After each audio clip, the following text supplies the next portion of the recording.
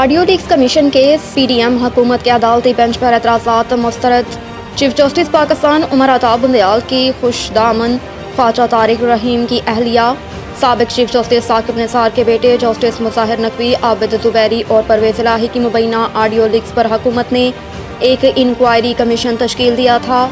حکومت نے 9 مبینہ آڈیو لیکس کی تحقیقات کے لیے جسٹس قاضی فائز عیسیٰ کی سربراہی میں یہ انکوائری کمیشن تشکیل دیا تھا، جس میں اسلام آباد اور بلوچستان ہائی کورٹ کے چیف جسٹس شامل تھے۔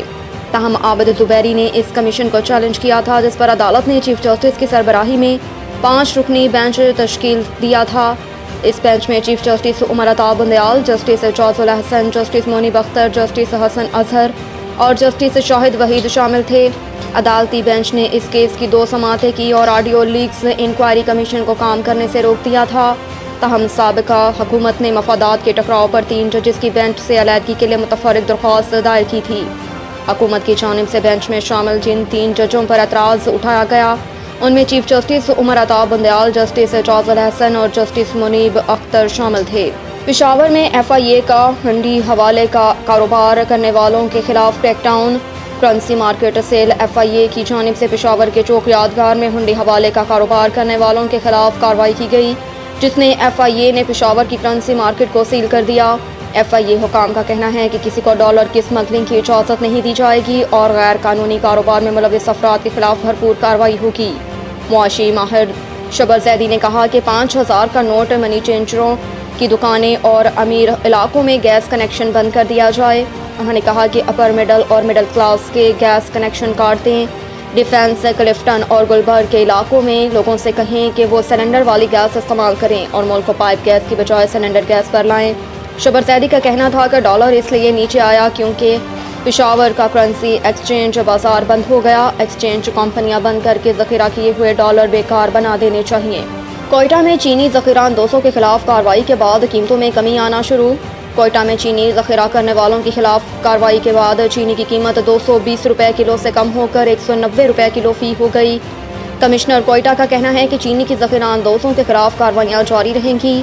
اب تک جو چینی ضبط کی گئی ہے وہ جمعے کو سرکاری نرخ پر فروخت کی جائے گی۔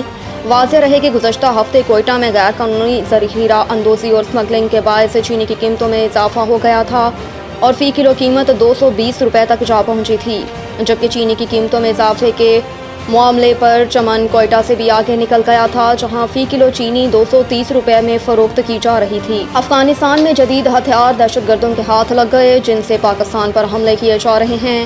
اسلام آباد میں ہفتہ وار بریفنگ کے دوران ترجمان دفتر خارجہ ممتاز زہرا بلوچ نے کہا کہ پاکستان کو افغانستان میں دستیاب جدید ہتھیاروں پر تشویش ہے۔